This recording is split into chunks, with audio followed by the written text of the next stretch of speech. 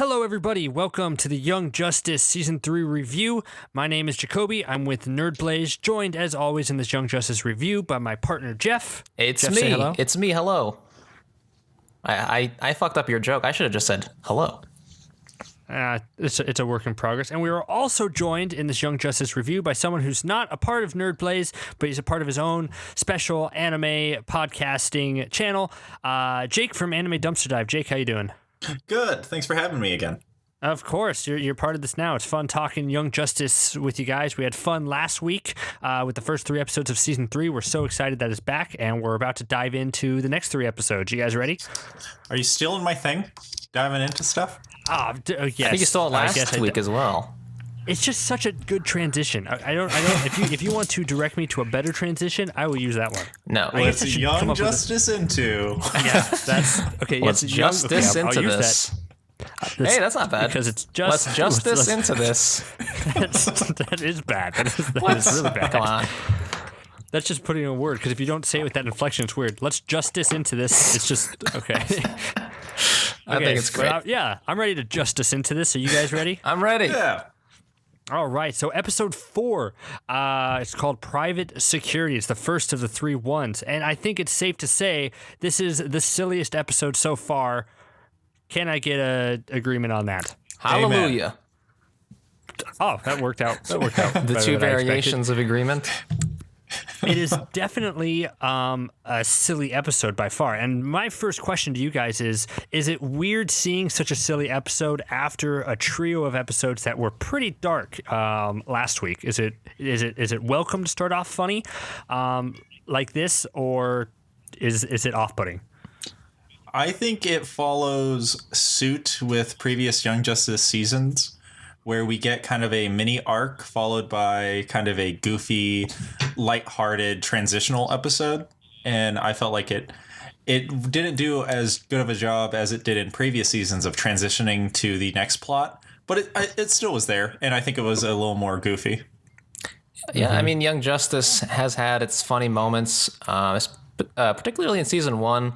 There's a lot more goofy stories, I think, in that one. And at the end of the day, it's still Young Justice. It's still young and spry and full of humor and I don't know. mirth. Dick Grayson looks like he's 50 years old. Are you kidding, dude? I hope. What happened to Will Harper? Yeah, Will Harper. It's like right.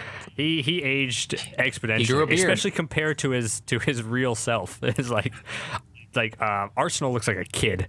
Yeah, he still looks like an edgy kid. So we got Will, who was Roy, the original Roy to us at least in season 1, Red Arrow, right? That's him. Yep. And then we have Arsenal, which is the real Roy, who became edgy Roy in season 2. Yeah, he hated the world around him, and he became emo and goth. Yeah, and he got a cool robot arm from Lex Luthor himself. I thought he was going to go villain, but it looks like he's just going private security. Good move on his part. And then we have, who is this other guy? Jim? Is he another clone? Do I not? He's Guardian. He was the first Guardian. He was the first Guardian? Yeah, if you remember in the first season, Guardian was part of Cadmus. He was he's a clone. I remember now. For sure. And then in the second season, Mal, the guy with no powers, kind of took up the shield to be Guardian. But I guess maybe he's dead now. I don't know about him. But okay. Yeah, so Jim is. It took me a while to sit. I thought it's like I think that's him, but I wasn't entirely sure. It was. Yeah, it is. So he's Guardian. Gotcha. He's Guardian. So we have a Harper mission. I guess we'll talk about this storyline first because it is the main storyline. It's just light and fun. Dick is out and about, even though everybody's asking in this opening scene, where is Dick? Because he's apparently had, no idea what to do with the people they've picked up in Markovia, meaning Halo, Prince Brion, and Dr. Jace. He just kind of like, yeah, let's just set these with these people, and now I'm going to go off to do my own thing. He didn't really have a plan for this because he doesn't want to be a team again. Instead, he goes off to do some human trafficking investigation, but he has to recruit Will Harper, who is the clone, to be his right-hand man, and Will Harper only agrees to help him if him, Arsenal, and Jim do a day of private security with him and shenanigans ensue. I just gotta say, I love the Harper dynamic. It's just all three of them I thought were great together. Yeah, what do you guys think? I liked it too. You got the leader, Red Arrow. You got the funny guy, I guess, is Jim. He's kind of more lighthearted. Then you got the edgy guy, which is of course Arsenal. It's got a good same person dynamic as far as same person dynamics go. Clones and they're whatnot. all voiced by the same actor, which is just amazing. Yeah, good on So that guy. I thought it was funny for Dick to be in there. He goes, "Why did I invite all three of you?" Like after being it. But the first thing that I thought of, like while watching this episode, is like, man, Will Harper's really chilled out in the years since his time as Red Arrow. Remember how angsty he was in the first season? Now he just cares about his clipboards, his job, and making sure his security is always on point. So for I did like the punny like Arrowhead security name. Yeah. And I did like how he's become like a family man. He goes, this job gets me in home in time for dinner with my daughter. I'm like, that's good. Yeah. Do we know what happened to Cheshire at this point? I forgot where their story left off in season 2. They got the baby in season 2, and then she was like, I'm out. Yeah. She just left him with it. Okay. He's like, here's this baby. She's doing villain We stuff saved again. Roy Harper. That's kind of the downside of 5 years having passed between season 2, because it's like for a second when Will walked out of the room like in the morning, and then Artemis walked out of the room and there was a kid there. I was like, oh, did they get together and have a kid? It's like, oh wait, no. Yeah, that would be weird. That would be, because Artemis and Cheshire, they're siblings, and then that would be she just stole her man from her. But no, it looks like she's her auntie. She's the kid's aunt, so she's hanging around doing what Cheshire wouldn't do, being the mama. Yeah. But they still find time for themselves, superheroing and whatnot. So good for them. Good for them. So this lighthearted mission that they have to do is just all four of Nightwing, Arsenal, Guardian, and Will Harper have to protect good VR goggles, which are introduced in this episode, and it's clear that these are going to become a big plot point later on. What do you guys think of the introduction of good VR goggles? Where do you think we're going with those? I'm definitely getting some Reach for the Reach vibes from season 2. That special drink that they gave. Yeah, like Reach Cola. Yeah, and everything. I'm getting those kinds of vibes. I feel like it's pretty obvious to me that they're probably gonna hack it and then like have people run into cliffs and run to their dooms and deaths. Like there was a little. There's some like fat kid running along chasing gems, and then he like trips in front of Artemis, and I think that's foreshadowing that kid is gonna run into a truck. Spot on. Gonna run into it. I'm like, we're That's like run into foreshadowing a right jam there. mine truck. Okay. My thing is, I think my theory about this is that because Apocalypse is obviously playing a big part in this one. I think good VR goggles. I don't know if that's a reference to Granny Goodness. I don't know if that's. I forgot if she's the one who does like mind control type of stuff. It is Granny Goodness who does that. Jake, do you know? I think so. I believe that is like because she's the one that works with the Darkseid, right? Yeah. Yeah, I think that's her. I think she does the mind control. All right. Well, we'll see where we'll see where those high-tech VR goggles come into play. So they have to protect them, but Arsenal's over it. He's like, who's going to steal these in broad daylight? And then it immediately cuts across the street to the supervillain Brick and his goons saying, we're going to steal these in broad daylight. Cue laugh track. And cue laugh track. Because then I wacky chuckled. it did. It was funny. It worked. I was like, it's silly. It's definitely a lot of fun. So then the Brick comes and steals the VR equipment. It takes, I don't know, I wouldn't trust Will Harper to be my security guy because it took him a really long time to be like, these aren't the usual drivers. Yeah. That's funny. But then it's too late, and then they're going along the Pacific Coast Highway, and we get our kind of first big action set piece of the episode where it's like they're chasing it down, all the trucks. Arsenal just wants to blow it out of the sky because Arsenal is awesome. But like Roy, I keep wanting to call him Roy, even though he's technically not. Will says like, can we do a peaceful solution? We got to get all the merchandise back, and then a big fight happens on the truck. They dispatch them all pretty effectively. All of them display a good range of powers. Jim does some cool karate moves. Arsenal has his grapnel arm, and he just shocks the driver. And then it ends with a fight on the rooftop of a truck between Brick, Nightwing, and Will Harper, where we get to the real meat of why Nightwing wanted to ask Will for help, which is because he needs a redhead who will tell him what's up and what he needs to do, because Nightwing still misses Wally. What do you guys think of that reveal? I liked it. I thought it was well done. Yeah, I liked it as well. I mean, it's clear to me that Wally, he's going to return sometime this season. I'm pretty sure it's going to happen. And I think this is setting it up for that, where, Nightwing still misses his boy, Wally. God, I'm mixing them up. Will and Wally. Anyways, yeah, so I just think it was fun seeing Red Arrow and Robin at it again, Like, I know we haven't seen Red Arrow proper in a while, but still, like, it just harkens back to season 1 when they would work together occasionally. And, I thought it was cool. It's good animation because these are both melee fighters, so it's like it has to be really fluid as they fight back and forth. It's not like people blasting one another out of the sky. So both Will and Nightwing fighting together, a big hulking Brick on top of a truck, I thought was really awesome to see for sure. I like that they were able to weave in this very serious heart-to-heart conversation while fighting him. I just like it when, I guess, there's like one character taking the fight more seriously than another character, and like the two heroes were kind of just treating it as like a light workout. As this guy, yeah, as the Brick wanted to kill them, and he just threw him off. I guess this goes into Nightwing as a character himself, because I think he's. Do you guys think Nightwing's a good leader? Yes. I mean, from like previous, like, I guess from last season, yeah, he seemed like he understood. He got all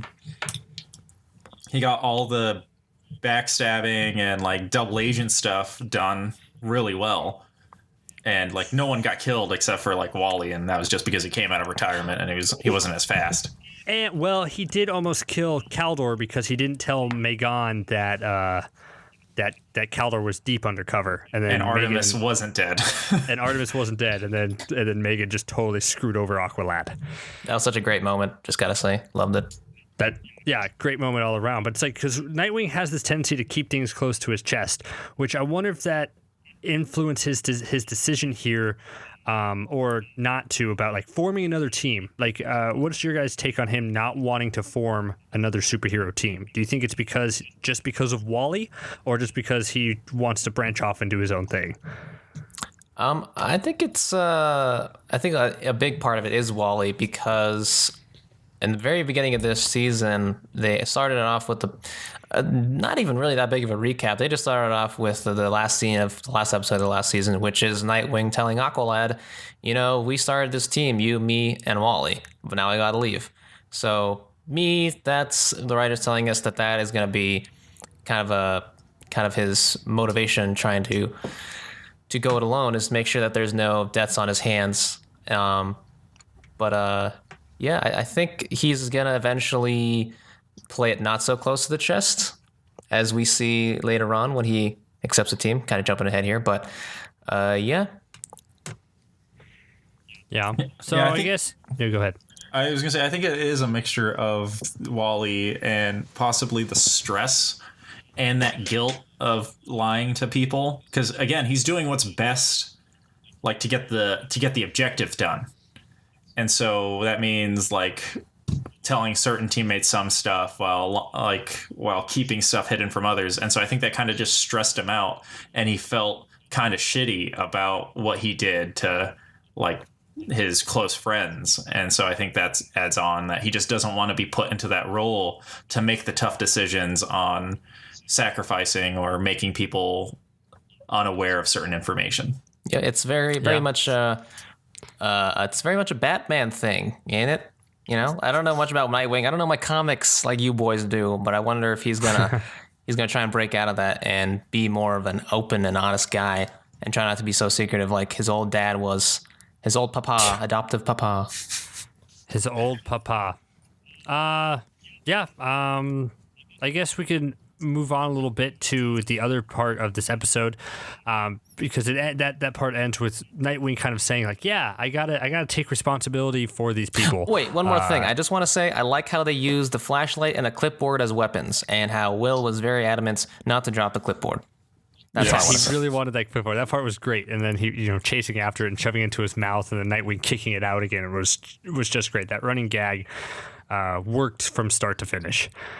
And then what I thought the real, I guess the punchline of that joke is that it's like the slow motion walk in like lame security outfits, and them posing at the end, it's like, we're security guards, in like cheesy ways, and then it immediately cuts to the mission that Nightwing wanted to do, all done, all wrapped up. They saved the kids, no problem, like no fanfare or service to that whatsoever. Then it just cuts them up in their costumes doing the same exact pose, saying like, I think we look better the other way.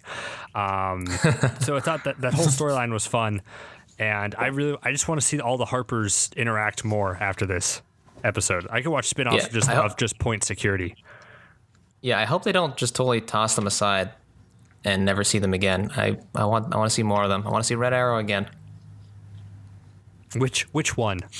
The Red Arrow, our Red Arrow, the one we grew to know and love in season 1 and 2. Not the angsty one that left everyone on Warworld?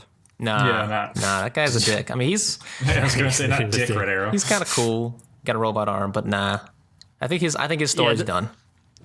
The one thing that I was sad about reintroducing Arsenal like this on the team is just like, well, we never knew what happened to him with the Runaways. I think the team that he ran off with at the end to start his own team. But in my head canon, it's just like they kicked him out like almost immediately. like you're a dick. Get out of here. He's a dick. He's not useful to us. So that's the fun part of the episode. There's another really sad part of this episode. That harkens back to the season 1 and 2 lore with Dr. Fate and the Spirit of Naboo and Zatanna. So Artemis is watching over Halo, and she doesn't know what to do with her, so she just kind of brings Halo along. Halo kind of gets flashes of who she is, but she purposefully lies to Artemis, saying like, I don't know, all blackness, probably because she doesn't want to remember the horribleness that happened to her.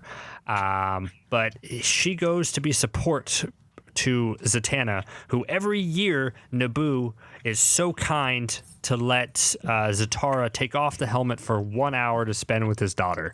That was painful to watch. I mean, that was just sad in my opinion, because I remember that storyline very vividly in season 1 and 2, just that whole thing, and the whole sacrifice Zatara made for his daughter to give it up. So just to see him only get like an hour like every year, I feel like that's a little bit dick move by Naboo. Dick move by Naboo. So I in the previous holder of the Fate mask way back in season 1, wasn't that guy not as restricted? I barely remember like him actually walking around without the helmet for an extended period of time until he had to put it on again. Unless that was all in the mind. I don't know. I was hoping you guys would remember for me. Do you remember, Jake? I was gonna say, I thought my understanding was there was no Dr. Fate at the time. Like, and that's how come he was kind of like his consciousness was stuck inside the Dr. Fate's helmet, because like even though his body had like gotten old and like died, he didn't want to leave like Naboo alone. And yeah, so there was an old guy though. I remember that who's. And so I think that's he was using like they were searching for another body for Naboo, and Nobu, and it went to Aqualad, right? Like first. I thought Wally put it on. Yeah, he put it on first. Yeah, Wally put it on, and then I think they were trying to negotiate him out of it. Yeah, the old guy does it because the old guy continues to agree to just stay in the helmet until they find a new person. Yeah, and then it wants to take Zatanna, and it was going to, but then Zatara steps up and says, "Leave my daughter alone. I'm much more powerful." Because I remember Wally even goes like, "Hey, like, what about like the old guy? He said like he'd help you," and he was like, "I let him go." And you're like, oh. Yeah. Fate's kind of a dick. Yeah, dick move by Naboo. Naboo's idea is that the world needs a Dr. Fate, right? Yeah, but it's like if you can't spend more than an hour with his daughter, I mean, come on. It's not like the world's that much in danger. Well, I guess it is compared to all the metahumans running around.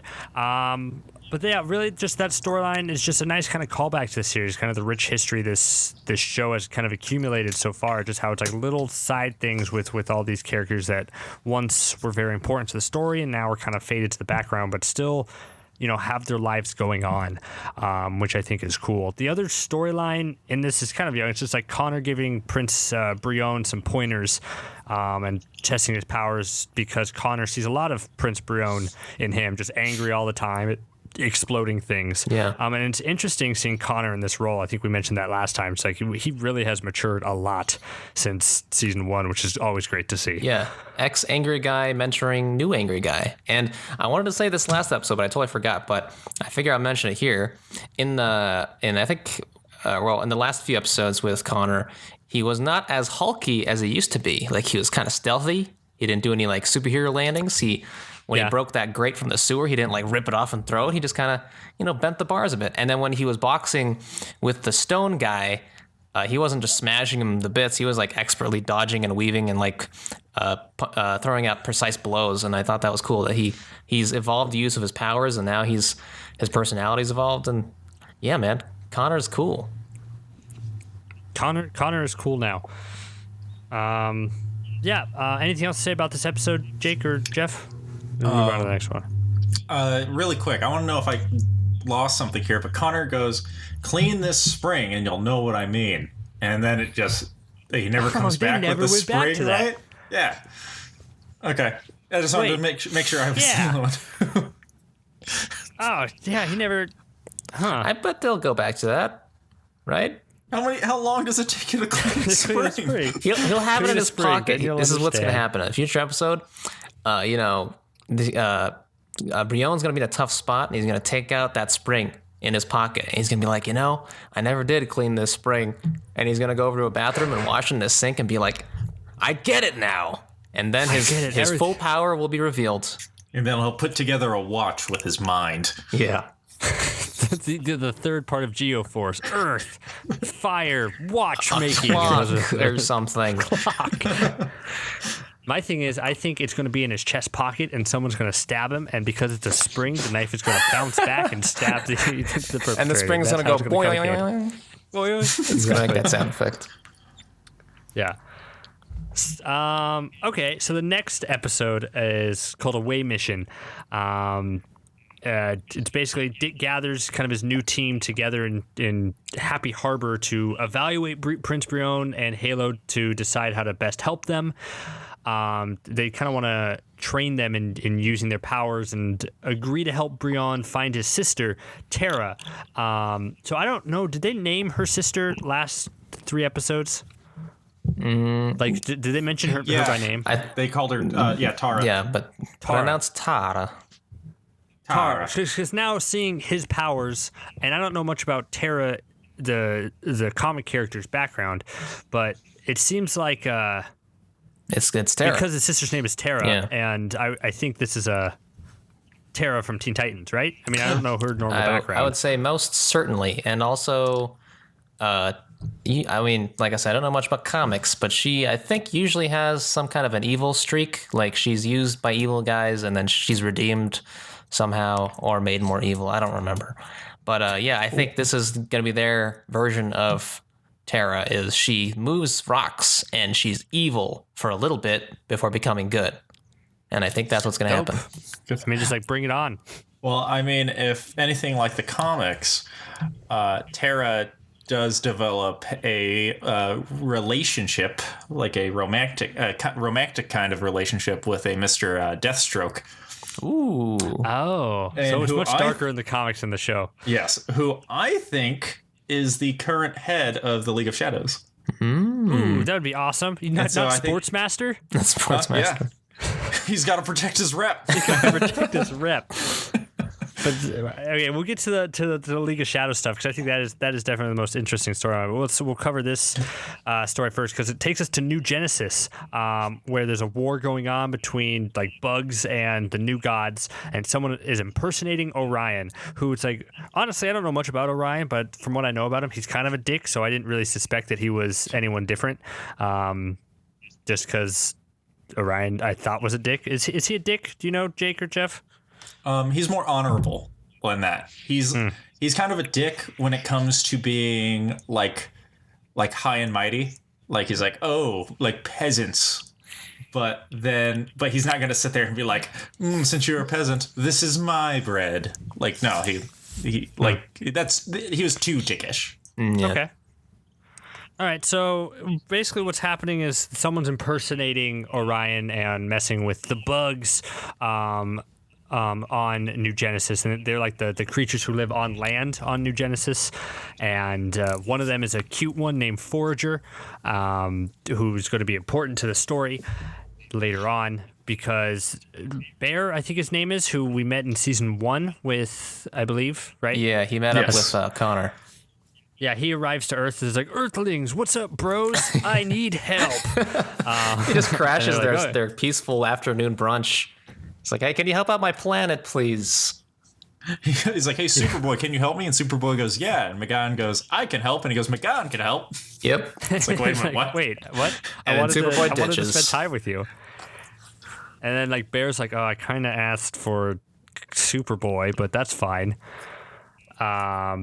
But it's lucky that Miss Martian volunteered for this mission, because then we get to see the actual Young Justice as it's functioning in the Justice League now, and it consists of Impulse, Blue Beetle. Who's the?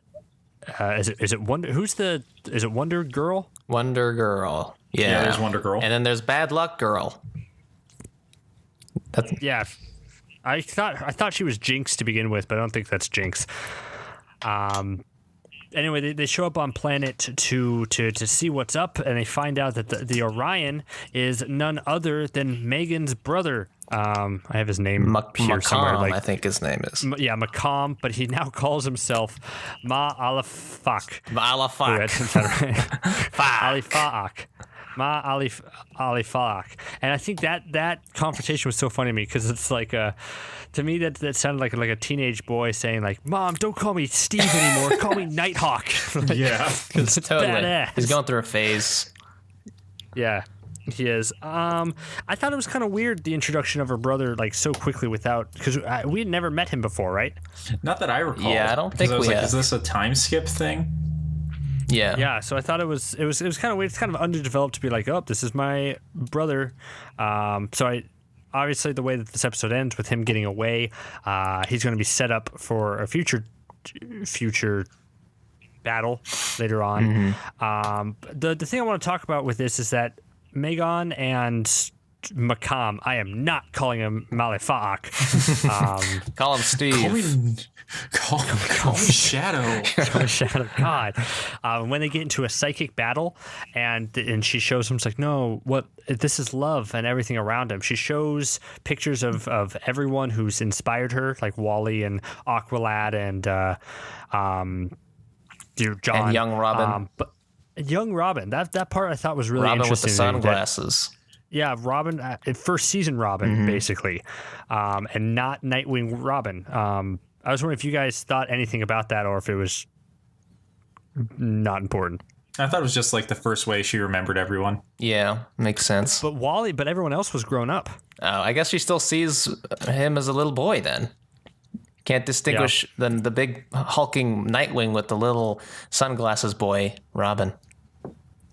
I want to say I was like, I wonder if like a part of Megan still kind of holds.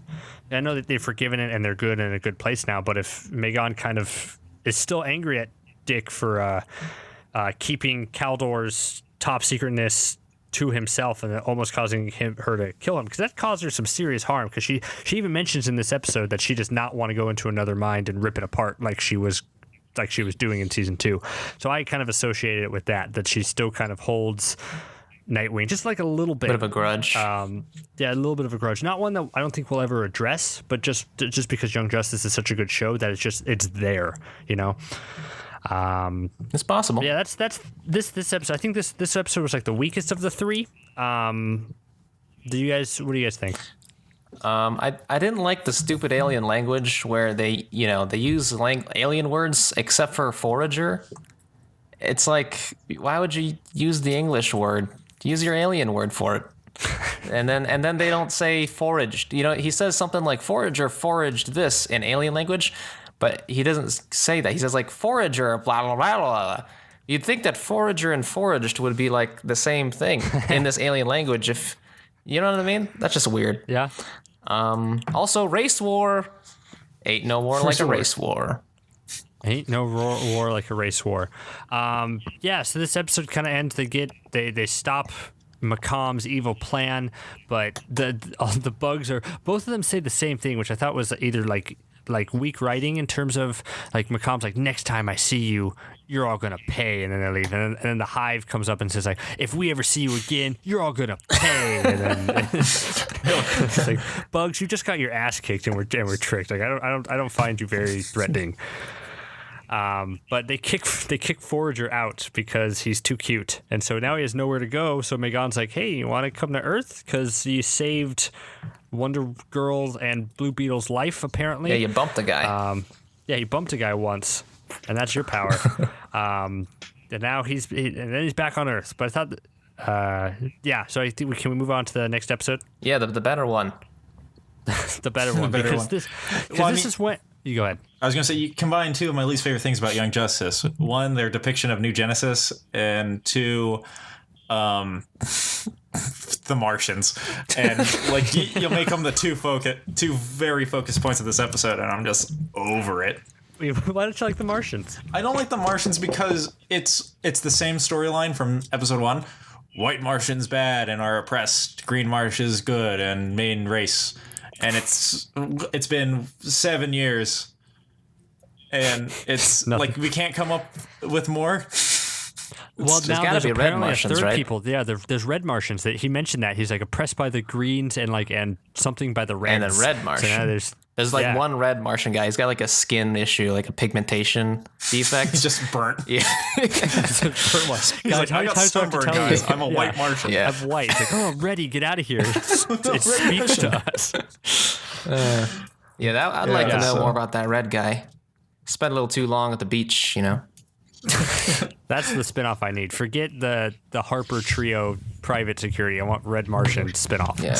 I also don't like. I've never really liked Megan that much. Like, I think she's a good side character, but like a lot of storylines focused around her, and I was kind of just like, eh. I liked Megan when she was badass Megan, like ripping minds to shreds to leave them in a comatose state. Now she's boring again. Come on, Megan, let loose. Let your hair down. She doesn't have hair anymore. I know, they took it away. She's It's bald. tough being a leader character, I think. That's why I think it's interesting seeing. And that's why I think I wrestle with the fact of Nightwing being such an interesting character, because he deals with stuff. He's learning and he has faults, but like so many times in team shows, your leader has got to be flawless. Think of even going back to like Shiro and Voltron and Megan in this Young Justice, and I'm sure there's a bunch of other examples. Aqualad in season 1 was kind of flawless. Go Aqualad season 1. Yeah. Yeah, he would. You're right. He was legit. But Nightwing's the only one who seems to struggle with the fact of being the leader, which I think makes him pretty cool. But yeah, Megan as the leader, kind of boring. Not really much there. She's just super powerful. She's super OP in my opinion. She really is. She didn't need to bring that team. She just brought them out for some exercise, Just to show us that they're there. So the next episode, Rescue Op, and this gets into the outsiders because it introduces all of them and gets them all interacting with each other. Prince Breon, who I think is Geoforce is his name, Halo, and Forager form an unlikely trio of friends. Because it looks like these three are kind of our focus going in the season, the big question is, do you like these three together? I kind of do. I like that right now they all seem like pretty happy-go-lucky. Well, not happy-go-lucky, but like spry, like let's do stuff individuals. And so like I get how they could almost kind of blend together, but I think that they're different enough that as we see them more as a team, that they definitely will become more appealing. I would say so far, not feeling it. I don't know. I just think that Forager isn't that interesting. He's just kind of, I guess, the comic relief, but I just kind of see him as annoying. You know, he's that typical, refers to himself in third person alien dude, you know. Forager's Hive. Forager's Hive. That was a sweet line. Yeah, my hive. You gave me food. I'm part of your hive. You gave me an apple. I'll now follow you for the rest of your life. And then Halo is her most distinguished character trait right now is that she loves apples. So that's cool. She doesn't have a memory, and she's purposely hiding her past. Yeah, when she does remember them. I don't know. I'm not. She doesn't seem too appealing to me. And then Brion is just a fiery ball of rage that wants to go home. And that's about it. I don't know. I think we haven't spent enough time with these guys yet. But for now, not feeling it. I just want Aqualad back. Yeah. Can we get him back? Yeah, it's weird. Like the glimpses are there. Like I like the character trait of Prince Brion being like really amazed that he's meeting an alien, but even though he lives with Megan and Superboy, you're but he's a real like, alien. You're a real alien. It's like we are too, you know. But it's like that was, and him being like happy about that was interesting. Other than that, it's like what I didn't like is like the kind of seemed like a relationship. Did you get like romantic vibes between Halo and Geoforce? Yeah, sparks are flying. It's like weird, but for no reason. It's just like she has no memory and she's just happy. Mm-hmm. Like there's nothing that really connects them. Well, he's a like, hot Markovian prince, and she's just a regular girl next door with light powers. So my problem with that is like it's very similar to, it seems like Superboy and Megan in season 1. He was the fiery hothead, and she was kind of a peppy someone with like a dark secret that she's hiding. True. And then they put them together. I believe in Connor and Megan's relationship now, but that took a while to develop. Yeah, and I mean there's other relationships forming too. I wonder if you guys want to talk about it. The two other that I see is there's Black Lightning and the Doctor, Dr. Jess. And then the other one is Forager and the Bioship. So Bioship is Forager's favorite. He is Forager's favorite because I need Bioship. But yeah, I guess let's talk about first, because we can say Black Lightning and Dr. Jace. Yes, their sparks seem to fly there, and that was weird because I don't think Black Lightning in the comics is divorced, is he? Like I don't know much about Black Lightning, but I thought he was married. I thought he was married in the CW show, but I've only know from the radio ads I hear. So not even the TV ads. So I have no visual. So if he was and we talked about this a lot last week, and we should bring this up now. That the fact is we questioned Black Lightning's role on the team, like why the heck is this guy even here last week, like in depth? But it's because in the comics, The Outsiders, Black Lightning is a founding member, so that's why he's important to the story. We haven't seen him lately. Like he was only in episode 4, really. And then everything else, he was just kind of on the sidelines, it seemed. Yeah, so he wasn't that. He's still there, I guess, developing a relationship with Dr. Jace, who I don't get. Is she bad or is she good? Or do you care? I think she's supposed to be like that person who studied something. Like she was studying metahumans, and they were like, hey, you know what? They can be weaponized, but she got tricked into working with them because of her expertise. Yeah, I mean, she explains her motivation. She said that she thought by working with what's his face that she could protect the kids during the process, I guess. But instead, she just ended up doing some fucked up shit. So I guess she's kind of like, I was only following orders, but I was there for a good reason, kind of character, So yeah, it got some moral ambiguity, I guess. Mm-hmm. Yeah, but you're right. Forager and Bioship, they're really developing something special there. I was gonna say, speaking of relationships, I was way off with one of my theories from last week, and Barbara Gordon is still totally alive. Yeah, she is. Oracle's not a. See, it's a hard thing with the show. We develop these theories, like there's such complex things about why it's like, it's probably not as complicated as that. it's Oracle is alive. She's alive and well, and her and Dick have a relationship, even though he's keeping her a secret still. So why is he keeping her a secret? So I was thinking about that. I got two theories. And they're pretty simple.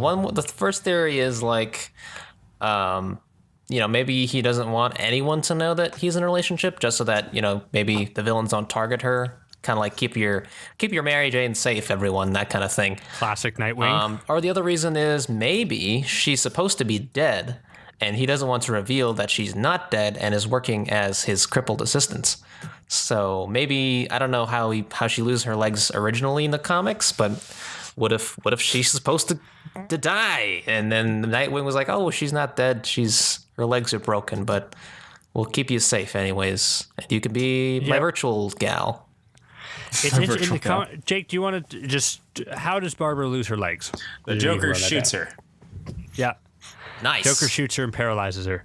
I don't know if... I had like a quick thing. It's like, if she's faking her death, then they used it to frame the Joker and put him in jail. And now they're hiding that fact. I was like, that's way too complex. And Joker's not even really a factor in Young Justice for that to mean anything. But... I don't know why he'd keep her just to keep her safe and if she's retired, but I mean, I don't know if that's going to be a big mystery later on or it's going to be a real simple answer. I think it's going to be like if anyone knew, they'd give him shit. They'd be like, Dick, Barbara almost died in this line of work and you brought her back in. True. Because he just needs a redhead in his life. He needs Wally. He calls her Wally Gordon. Well, ooh, kinky. Also, there's a lot of innuendo in that little interaction between the two of them. Very steamy. There's sexual charged. Mm-hmm. I dig it. I like it when the show does. The show did that a lot, even in the first season. Back when it was on Cartoon Network, there was like a lot of adult themes there, which always stood out to me as a little kid. But so I'm glad it has a home now where it can kind of explore those just a bit more. Without shame.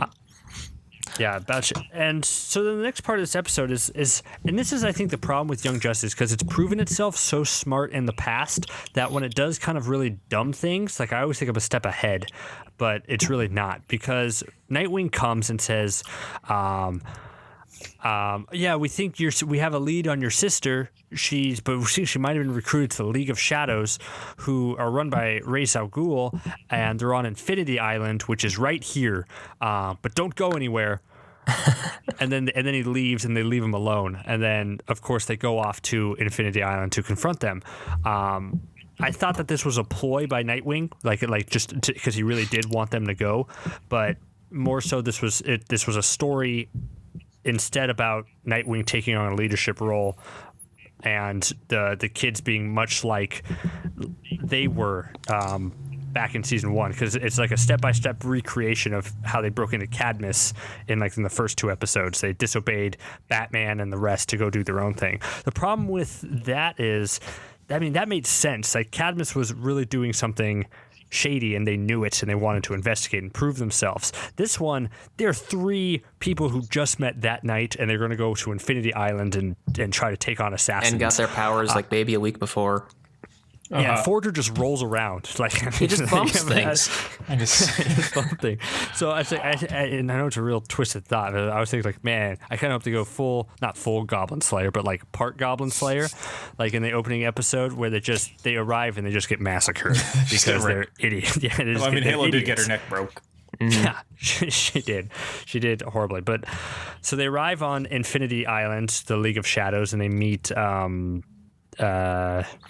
I forgot Sensei, who says why are you here? And Prince Brion's going crazy, where's my sister?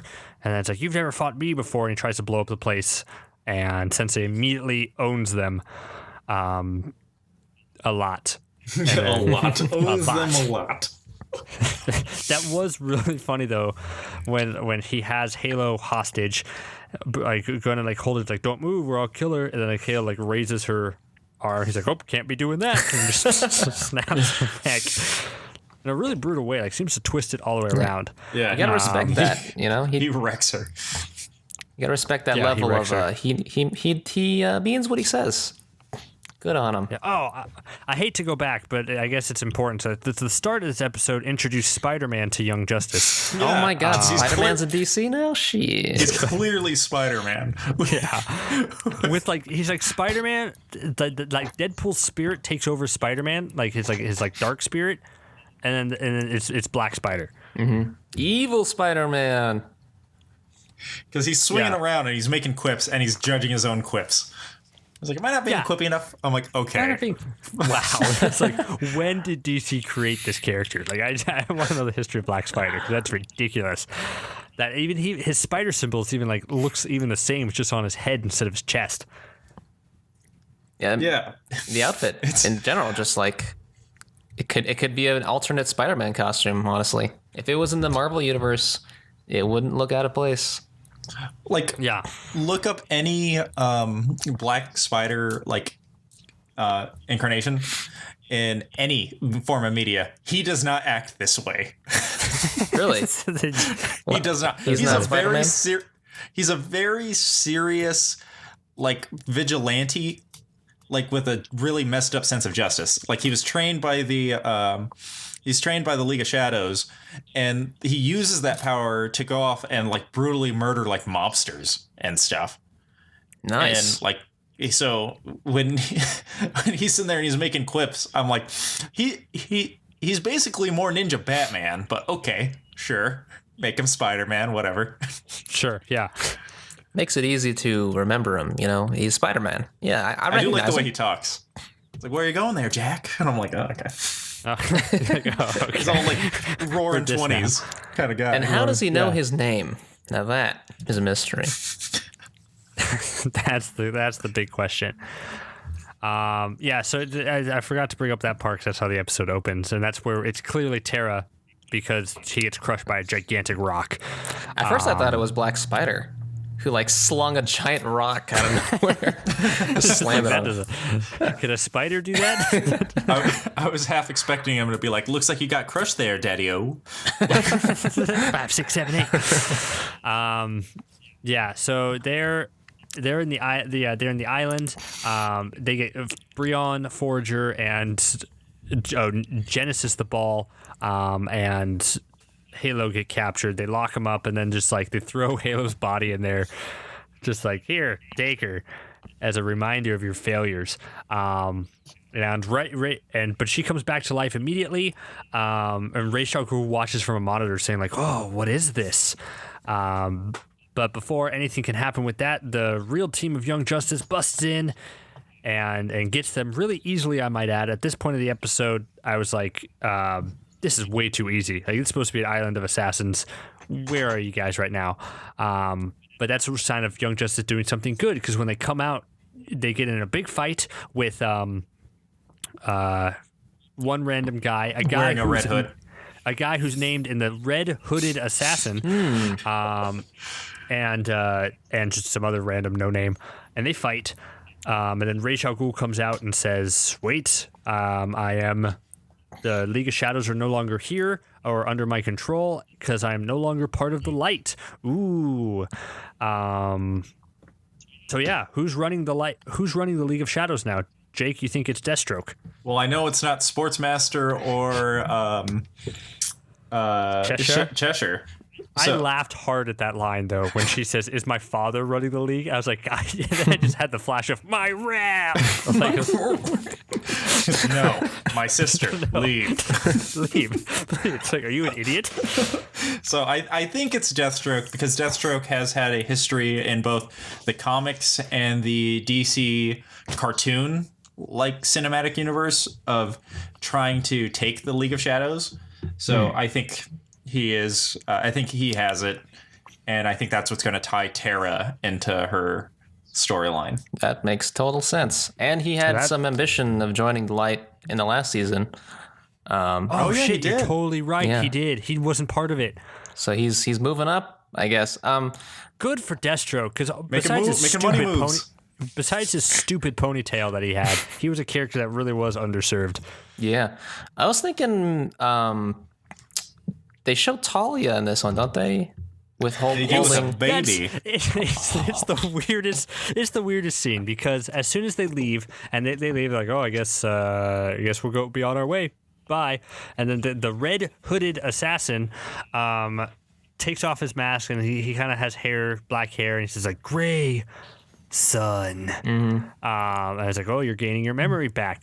Clearly, Red Hood." And like, okay, Jason Todd's here. Great. We got a lot of Robins here, and then for no reason, Talia steps out with baby Damian Wayne and just like holding her. Yeah, he's here too.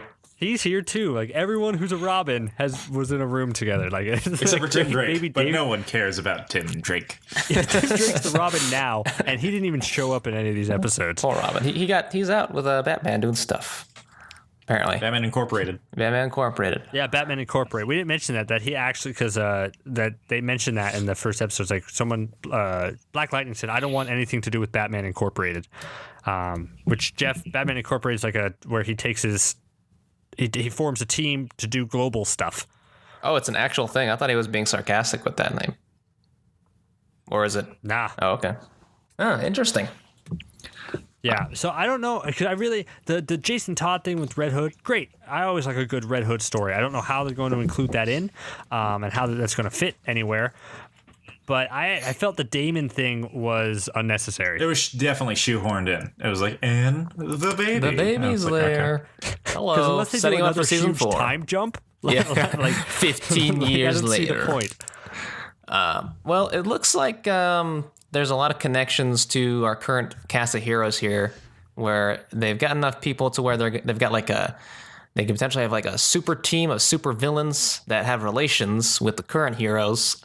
Because you got Jason Todd, obviously connected to Dick Grayson. You got I guess Cheshire. I don't know. Maybe she's out and about doing something.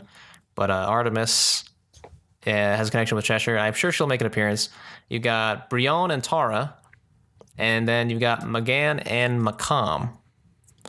So I think they might be setting up something there where they have a kind of like a evil outsiders. A Darksiders. Darksiders. Oh, Darksiders. Pretty good.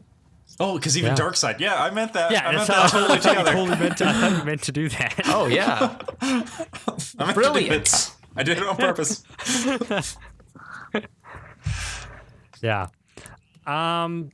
So yeah, that's the big stuff. The rest thing about this episode, we learn more about Halo, that she has flashbacks for real names. Gabrielle Dow. She's a Karaki refugee who's working at the Markovian Palace. And it's like a weird thing with Secret. Like, it's supposed to be, I guess, a powerful moment that she was being mistreated because she was a Karaki and like the Markovian. A Markovian who looks like another Roy Harper clone was like, That's somewhere out there. Just Roy Harper. There's a drunk Roy Harper. That's what he does. Took a vacation in Markovia.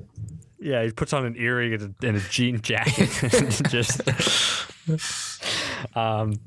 yeah, and it's just like, no, I'm not Gabrielle, I'm Violet. Because she says Brion called her Violet, and I couldn't recall that at all, so I think it might be a memory. No, it happened in the... He does. In a previous episode. In a really shoehorned way, when he's just like, hey, Violet, like when she's turning Violet. Mm-hmm. It's just like weird. Oh, okay. Yeah, very brief. So inconsequential and unmemorable that you forgot. You know, I did. I forgot it immediately. I was like, "What is that?" And that is now, and that's now her name, I guess. Yeah. So I guess, and the cool thing about this episode is they did what Robin was criticizing them for going off on the mission alone, even though he was an idiot who should have expected this. But he gives them, like, I think almost like word for word the same speech that Batman gave them in like the first or second episode after they got Cadmus. Yeah, I think it is. It's just like, what you could have done was stupid and reckless and could have got a lot of people hurt. And then what I loved about it, because that's what I knew I loved the Young Justice show, is that Batman said that, and I think this is what happened. I think this is why I love the show. Batman gave him that speech, and you think it's clearly showing up to a sign of like, but good job. I don't think Batman gives it to him. Like, he just says, what you did was stupid and reckless. Don't do that again. And then leaves. Yeah. like none of things, but good job. But it was cool seeing Dick do that same thing. Yeah. And it was cool seeing the whole team. Was Artemis there? Yes. Yeah, oh yeah, because she was the one who asked my dad, the sports master. So we got as much of the original team except for Caldor And Wally. and Wally. Yeah. And I mean, that moment there, I think, shows that Nightwing's trying to grow away from Batman, because he, after that little spiel, he says all those things. And then I think Brion says something back to him, but then he's like, oh, good, you guys are serious. Well, welcome to the team. So it's kind of like he inverted that and made it kind of like a positive thing, because he saw in them what he saw in himself all those years ago. All those years ago. So I just want power breakdown. I think the Outsiders team is kind of lame. We've talked about this before. Prince Brion, I was hoping he'd develop more besides lava and rock, but I just don't think that's interesting. Do you guys think so? I'm hoping he gets more, because when he's trying to throw lava at that one rock when he's experimenting with his powers, he kind of creates this like gauntlet looking thing. Like it doesn't look like just like metal, so like not metal. It doesn't look like just molten rock on him. It kind of looks like he can form it, and so I'm hoping that's what it becomes more of. Hopefully. I hope he punches people with it. And then we have Forager, who I hope, like, I just want him to like devour somebody, like a human, like just eat him alive. Yeah, his bioship will be happy with this. Because it's like, good, that's the commitment we need. And I thought that would have been a funny line when they're like, when Forager's like, yes, we're all a team now, all three of us. And then like Robin's like, oh, no, thank you. Like, I don't want these. But then Halo seems the one to seem the most potential to be the most powerful, because it seems like she can change different colors to do different things. She can come back from death. The most powerful red superpower. is shield, yellow is a blast, and purple is heal. And orange is flying. Oh yeah, orange is flight. What's left? Green? I hope she spits poison. She just is the colors of the rainbow. I think so. I mean, that'd be weird if it's just those four. Well, maybe not. I don't know anything about Halo. I don't know anything about rainbows and colors. Yeah. Yeah, so those are the 3 episodes of Young Justice. How you guys feeling about the show overall now that we're 6 episodes into season 3? I gotta say, I'm not quite as invested as I thought I would be, and I don't know why. Maybe it's just because these new characters aren't really doing it for me. But I'm still curious. My curiosity is piqued. I've waited for this show for a long time, so I'm not going to give up on it so soon. But yeah, I don't know. I'm just not buying it like I wanted it to. Okay, Jake? I think, again, it's still pretty early to for me to like form a complete opinion about the show, because I do need that end. I need to see how it's wrapped up and how little things that I think might be dumb now pay off later. And so I just want to see how it all ties together. But I would say that it's giving me very similar to season 2, where I kind of just, like, before I thought, I'd be excited to meet these new characters, but I am starting to miss kind of the development of the old characters. Like, as much as I did not like the second episode, it was nice having Impulse back, because I enjoyed Impulse in season 2. I enjoyed how he developed as a character, and now he just seems to, like, him and Jaime, like, who had a great dynamic in season 2, are like thrown to the side for developing new characters, and so I'm a little bummed out. Very similar how I was at the start of season 2, was kind of bummed out that we don't get a lot of time with the characters that we got to know. Yeah, but then they grew over time. Yeah. It's just, that's the part. You have such an expansive universe. Like, every episode seems to introduce new characters in terms of, and they're not even afraid to throw in somewhat random characters. Like in episode 2, I think you had Lucas Snapper, who I had to look up, because as just the guy who was there and whose house they were staying at. I didn't remember him at all. Did you guys? No. Who is he? Lucas Snapper. He was like an old sidekick from the 60s. He was in the show before. Like, he was like a teacher at the high school that they went to. That's what he was. He's been in a few episodes. But like in the comics, like in the 60s, he was a sidekick of the Justice League or something. He didn't have any powers. Oh, that's why they mentioned how he broke into the Hall of Justice or something like that. Yeah, he helped the Joker break in. I thought but for some reason he was. I had no idea who that guy was. I thought he was Billy Batson for a second, but no, that's not Billy Batson. That would have been good. That would be good. But yeah, they were just at that guy's house, and they didn't like really talk about him at all, or like mention who he really was, which shows that this show is a lot of times like an Easter egg hunt for like DC fans. Like, oh, that's this character. Like, surprising. And I don't know how that feels to people who like not as immersed into the DC universe as those types of people. I agree with you guys. Just my biggest problem is that it's like I think I might like Forager a little bit more than you guys do. I think he's cute, and he's funny. I just hope he develops more of a power and usefulness. But Prince Brion and Halo aren't doing it for me yet. They need a little bit more, and I hope we get that. Because, Jake, we were talking before, it's like the way this season is structured. Next week, we have another 3 episodes. Then the week after that, we have 4 episodes. And then they go on break until June. Oh, my God. Yeah, so they're front loading all their episodes first. And then I don't know the schedule for in June. But I'm still, I guess, on the high that the show's come back. And I mean, I love kind of an adult-ish superhero show that's not weighed down by like melodrama and like darkness, grittiness, like fuck Batman, that sort of stuff. Fuck Batman. Yeah, like it can still be an adult show with adult themes, but still be kind of really silly at times and funny. So I'm on board with this. I'm intrigued. Again, they got to do more with Brion, Halo, and Forager if they're going to be the crux of this whole season. Anything else you guys want to say? I'm looking forward to the introduction of Katana still. Oh yeah, Katana's in the poster along with like Metamorpho? Is he the other alien that looks in that poster?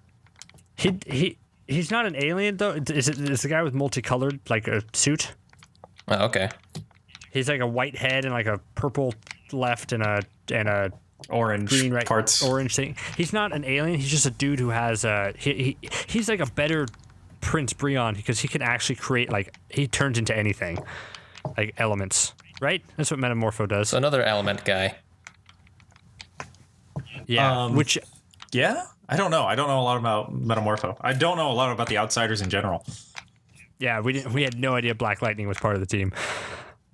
Yeah, I think that's it. Unless I guess. Wait, anything else you guys want to say? Favorite parts, funny quips. I'd say my favorite actual part that happened is definitely the Arrowhead security episode. The favorite Easter egg I had was the Red Hood guy. Yeah. And then Grayson. And then I'd say if I were to have a least favorite part, it's the Martian storyline.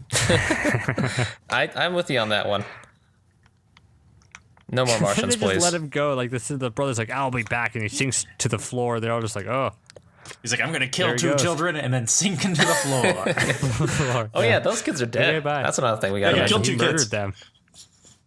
He made them explode, and they had interesting powers. Like I think in that opening scene, where it's like they're killing bugs. Like the one that spits acid on him. It's like, oh shit. Yeah, Like, one of them's a terrifying brutal. blob, and the other one's also terrifying something.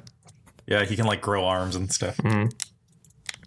Well, at least that shows that they're not all elemental powers that all these people will have. Yeah. Yeah.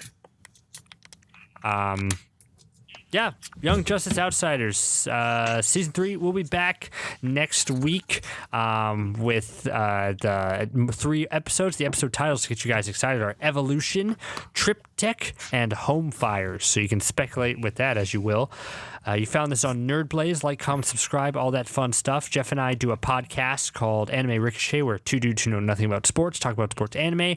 We do a weekly anime review and other cool stuff. Thanks, Jake, for joining us. Jake, you want to plug yourself? Sure. I come from Anime Dumpster Dive, where we go in depth on an anime that's been considered bad by pretty much anybody. Beautiful. Go check them out. Thank you all very much, and we'll see you next time. And just us out of here. Let's justice out of this. See ya. Let's Young Just out of here. I don't know.